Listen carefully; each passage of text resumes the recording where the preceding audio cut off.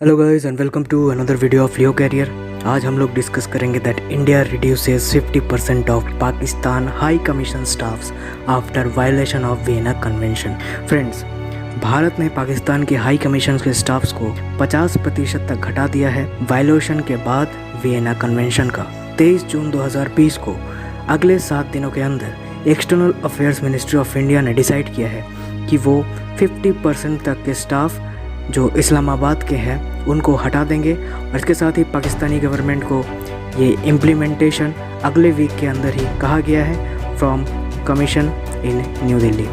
इसके साथ ही ये सिग्निफिकेंट कदम क्यों लिया जा रहा है इसके बारे में मैं आपको बता देता हूँ कि सबसे पहला रीज़न है the abduction and barbaric treatment with 2 Indian high commission staff at Islamabad at gun point by Pakistan government officials on 17 June 2020। Friends,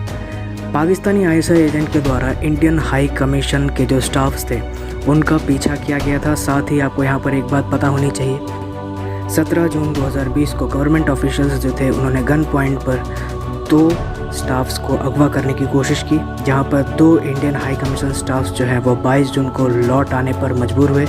इसके साथ ही बहुत ही इल ट्रीटमेंट एक्सपीरियंस किया है गवर्नमेंट के हाथों, जिसके कारण क्या हुआ है कि पाकिस्तानी गवर्नमेंट जो है वो बरसों से ही इंडियन हाई कमीशन में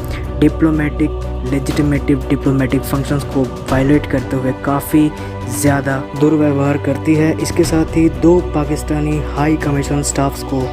टेररिस्ट की गतिविधियों में इंगेज होने के लिए 31 मई 2020 को पकड़ा गया था, जहां पर इमीडिएटली पाकिस्तानी सिटीजन्स को एक्सपेल कर दिया उनकी ड्यूटीज़ से और उनको पाकिस्तान भेज दिया गया उसी दिन के अंदर। इसके साथ ही ओवर द ईयर्स इंडिया ने कंटिन्यूसली एक्सप्रेस किया है पाकिस्तान हाई कमीशन के स्टाफ्स को कुछ इलीगल एक्टिविटीज़ में, जहां पर वो सीक्रेट इन्फॉर्मेशन को लीक करते हैं अपने कंट्री को। और इसके साथ ही ये जो इनकॉग्रेस बिहेवियर है पाकिस्तानी एजेंसीज़ के द्वारा,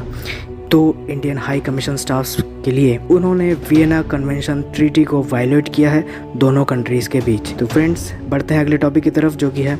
रशिया ने बैक की है चाइना को परमानेंट यूएन सीट के लिए। Friends, foreign ministerial level meeting के अंदर रशिया ने इंडिया चाइना मीटिंग में जो 23 जून 2020 को है, वहाँ पर ट्राइलेटरल वर्चुअल मीटिंग में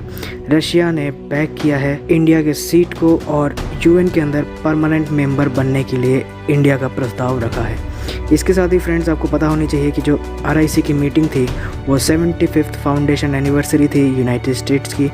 सेकेंड वर्ल्ड वॉर के बाद, जहाँ पर रशिया ने इंडिया की परमानेंट मेंबरशिप को बैक करते हुए RIC मीट में रशियन फॉरेन मिनिस्टर ने स्ट्रॉन्ग सपोर्ट जताया है इंक्लूजन की तरफ, क्योंकि रशिया हिमायती रहा है भारत का पहले से ही। इसके साथ ही लास्ट वीक जून 17 को भारत जो है वो non permanent member UN security council का बन चुका है, registering 184 out of the total 192 valids in its favour, यानी 192 देशों के वोट के आधार पर 184 लोगों ने फेवर में वोट किया था भारत के नॉन परमानेंट मेंबर बनने के यूएन के पक्ष में। इसके साथ ही सेकेंड न्यूज जो निकल कर सामने आ रही है वो ये है कि भारत के जो फॉरेन मिनिस्टर है एस जयशंकर, उन्होंने इनडायरेक्टली प्रेस के अंदर इस चीज़ को बढ़ावा देते हुए रशिया की तारीफ करी और उन्हें धन्यवाद भी किया। इसके साथ ही एस जयशंकर ने हिस्टोरिकल इनजस्टिस की भी बात करी, जहां पर सेकेंड वर्ल्ड वॉर के दौरान इंडियंस के कंट्रीब्यूशंस को रिकॉग्नाइज ना किया जाना पूरी दुनिया के द्वारा, उसके बारे में भी चर्चा की। इसके साथ फॉरेन मिनिस्टर जो है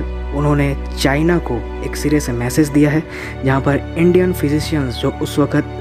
फिजिशियंस थे, उन्होंने जापान ने जब चाइना पर कब्जा किया था वहां पर काफ़ी अहम भूमिका निभाई थी, जहां पर इंडियन मेडिकल मिशन जो था वो द्वारकानाथ कोटनीस द्वारा परफॉर्म किया गया और वो ऑपरेशन जो था वो 72 घंटों तक चला, जहां पर उन्होंने बिना खाए पिए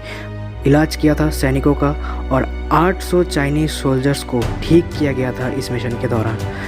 तो ये एक काफ़ी कड़ा मैसेज दिया गया है इंडियन फॉरेन मिनिस्टर के द्वारा, जहां पर चाइना को यह याद दिलाया जा रहा है कि भारत की क्या भूमिका रही है एक ड्यूरेबल वर्ल्ड ऑर्डर में, जहां पर उसने इंटरनेशनल लॉज का सम्मान करते हुए एक कॉमन मल्टीलैटरलिज्म और कॉमन गुड सपोर्टिंग की बात कही है, जिससे ये मैसेज देना चाहती है भारत की सरकार कि भारत की सरकार कभी भी अनावश्यक रूप से किसी भी देश के लिए कोई हीन भावना नहीं रखती।